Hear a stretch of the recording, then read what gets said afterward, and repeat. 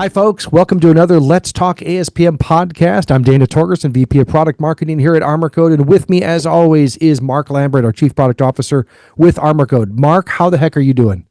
Well, I'm doing good, Dana, but we are like hot off of webinars with Katie, so you know exactly how I'm doing. I know exactly how you're doing. I'm buzzing as well. Folks, if you don't know, because maybe you get some of our content, not other content, but some of you are rabid viewers of this podcast, we just had a live webinar with IDC's research manager for AppSec and DevSecOps, Katie Norton. And she just put out a whole bunch of reports and content around ASPM, which of course it dovetails perfectly with this podcast, right, Mark? And she just spent time with us in this webinar. We want you folks to check it out. We'll make sure that the link is in the description for this particular podcast session, so you can join to that and maybe understand what Mark and I are about to talk about. But we want to unpack what we just heard and what Katie was saying. But then also I want to be able to hear some of Mark's deeper thoughts too, that maybe might not have been appropriate to share, or this is a great opportunity just to go even further. And so, let's get into the thing. Mark, the report that was pretty much the crux of this that came out, and ArmorCode is named a leader in the upper right-hand corner of this MarketScape, the IDC MarketScape for Application Security Posture Management Vendor Assessment 2025. And I know it's a mouthful, but it starts to unpack, as Katie shared, all of the ins and outs and the different players involved and why some folks are considered, am I doing it right? Is it over here? Over here. Why some folks are a leader in the upper right-hand quadrant and why some folks are a major player. And in this particular report, there was nobody else in the other two echelons or tiers. So there's a tight grouping.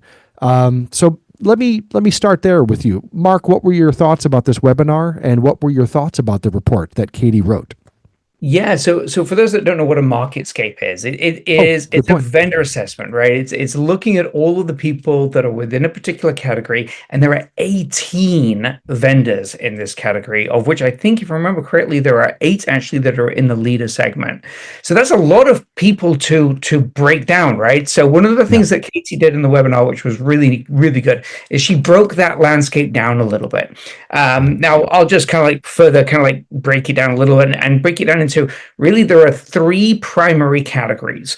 There are those which are scanning orientated vendors, and within that there are 2 categories within there. So that's application security and cloud security, right? So you've got the providers that have a scanner within their solution for either cloud-centric, so they probably have some lightweight software composition analysis within there, or they're application security-centric, and they've probably got a broader application security testing technology, so DAST as well as SAST and potential.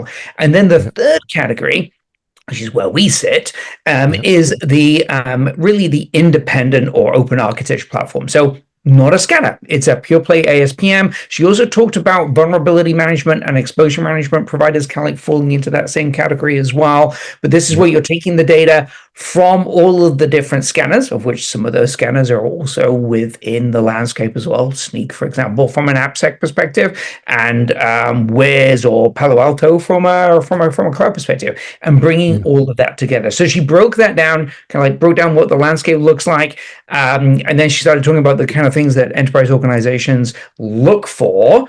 Because she doesn't only talk to the vendor, she actually also talks to customers. So she actually says she spoke to over 40 customers, I think she said. That's right, and understanding what people are looking for. So very comprehensive report. And I can tell you, is after participating in these kind of analyst research before in former lives, I can tell you that Katie's MarketScape was very comprehensive, and I do not relish her job of having to go through 18 vendors. So yes. Exactly. Yeah, folks, when you see the report, even if you watch the webinar we just recorded, she's very data-centric, data-minded, deep in research.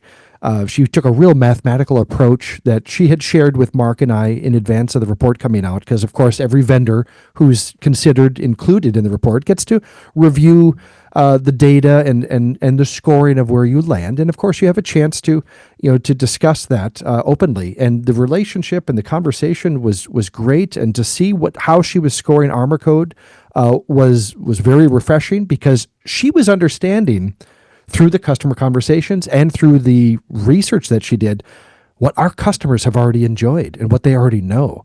So let's talk about that aspect. She teased out a section, and I'm going to take a look at one of the slides that she had.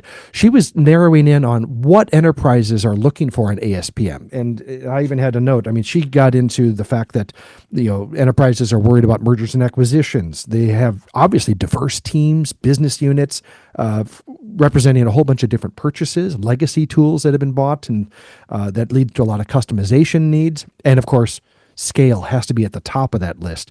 And Mark, you'd shared thoughts during the webinar. Maybe you could share it with our podcast audience here as well.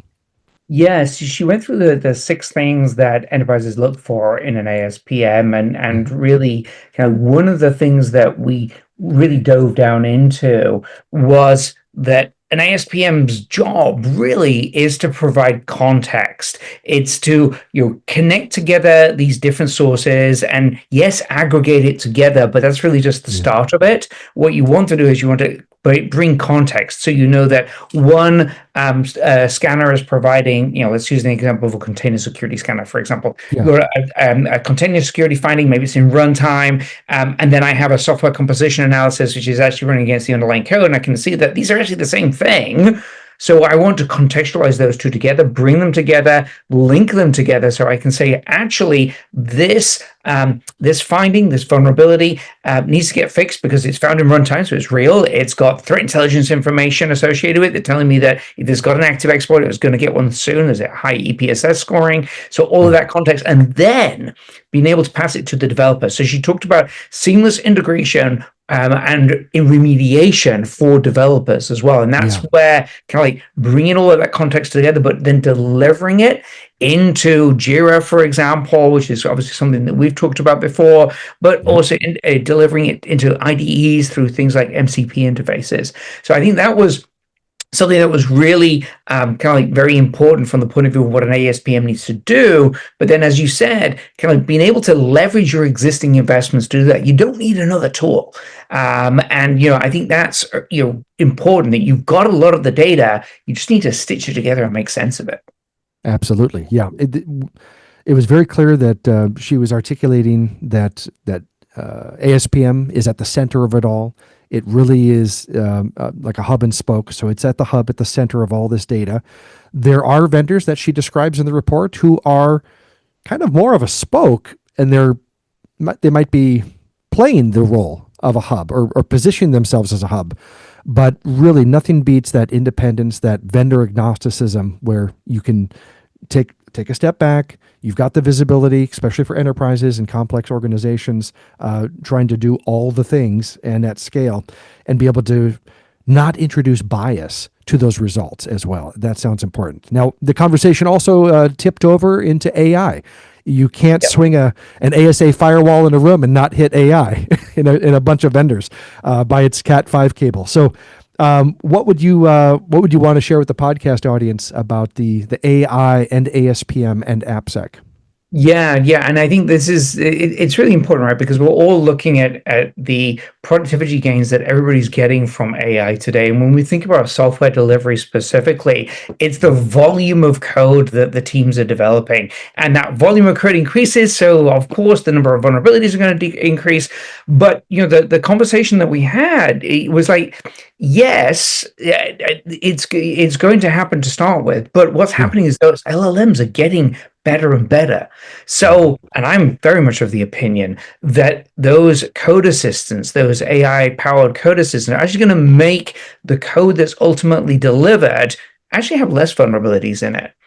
Yeah. But the problem, which is a more long-lasting problem is the volume of applications and the frequency of change and the amount of change that's going to be happening means that we need a process to keep up.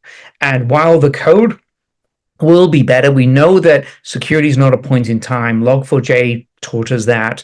What we need to be able to do is have an inventory and visibility into what our application landscape is. And ASPM is the only way to keep up on that, because you've got to track all of these different applications, all the different components, whether or not your AppSec scanner is running, because that code may have actually been deployed 6 months ago and people have forgotten about it. You still need to be able to inventory, need to be able to understand what vulnerabilities are in there. Software supply chain becomes even more and more important, analyzing that, your software bill of materials for those deployed applications, independently of, as I said, the scanners. So that was a really, I think that was kind of like the crux for me for kind of like bringing this all together, why ASPM is important. And she talked about how ASPM is in the top 5 from the point of view of a budget allocation. And I think that was one of the other important points that she brought up as well. Yeah, she mentioned, I'm looking at the slide right here, and this slide is part of her IDC DevSecOps Application Vulnerability Management and Software Supply Chain Survey from 2025. The research was done in July 2025, but she just published it in the last couple of weeks here in September. It's 1 out of 4 organizations. 1 out of 4 are looking at ASPM. About every third, 1 out of 3 companies still feel they need to throw more money at another tool, an application security testing tool. Interestingly, API security solutions is pulling in about 31%. Security training, and I assume that gets into security awareness training, and also like secure code warrior type training, rounds out the top 5 at number 4. About 26% of respondents to her survey said that they're going to go spend money on security training. So it's all here in the report, folks. I mean, she's captured the data, like I said, very methodically, and with the focus on ASPM. How did she say it? ASPM is really how AppSec gets done. That was it. I was trying to remember. There was 2 quotes she had that were really cool, and that was one of them. The other one was without the friction, something without the friction. I can't remember what it is. I'm sure. I'm sure producer Jeremy will pull that out and give us a quote for another conversation. But yeah, it's important because like those top 10 investment priorities. I mean, like if you think about it, you've got to invest in scanning tools, right? It's not necessarily that you're going to be that they were looking for new tools. That's not what I saw in the report. We should validate that with Katie. But it's like I mean, like the actual question was, which of the following are your organization's top 3 priorities for app and software supply chain investment? Well, I'm going to have an ongoing investment. Of course, I need scanners. So I'm surprised it's actually not higher. But no, it was really, and we should actually also point out that there are links in the show notes for both the webinar itself as well as the report excerpt as well. So we have a copy of the report that's available on the website that includes the write-up of ArmorCode as well. So and Katie's view of the market is really very, very comprehensive. So I think she's done a great job of assessing the market, understanding the direction and the importance as to why this is driving up the list of things that people want to be able to prioritizing. I agree. Well, folks, if you can sense the excitement and the energy from Mark and I hope you can as well through the airwaves, because ASPM is hot. It's where it's at. You clearly have a choice. Of course, we're going to biasly say ArmorCode is probably the pioneer in ASPM and the leader for offering you that independent governance. But don't take our word for it. A lot of you are customers watching this podcast. Some folks are kicking the tires. I encourage you to, like Mark said, take a look at the report and listen to our customers. Check out our customer stories. Watch these podcasts. Hear from customers themselves and why they got to ArmorCode. Because let's not forget, and maybe I buried the lead at the beginning of this, Mark. Folks, this is the inaugural first ever ASPM market report. No other industry analyst or vendor has come out and really done the research and put together this. Different vendors have different names for these types of charts and graphs and quadrants. This is the first. So imagine all of these customers who've been putting their trust in ArmorCode and have actually kicked the tires, gone through the buyer's guide, looked at data sheets and said, yeah, that's what we're going to put our dime down on ArmorCode. And they did that before Katie comes out with this research and indicates that she names us a leader. So it's excitement all around. And I want to thank everybody for listening. Mark, you got the last word, sir. Well, I think you said it well. This is a vendor landscape, right? So it's not just about ArmorCode; it's about the whole market, right? Yeah. And you're looking at that market and thinking about how it's segmented aligns to what your strategy is as you're looking as to how to get AppSec done. And your strategy is going to depend upon your organizational needs. And I think the webinar, Katie did a great job of really positioning those categories of vendor in that 18 vendor landscape. So you can identify what's the best approach for you. So All right. As always, thank you, Mark. Thanks, Dana. Appreciate it. Have a good day, folks.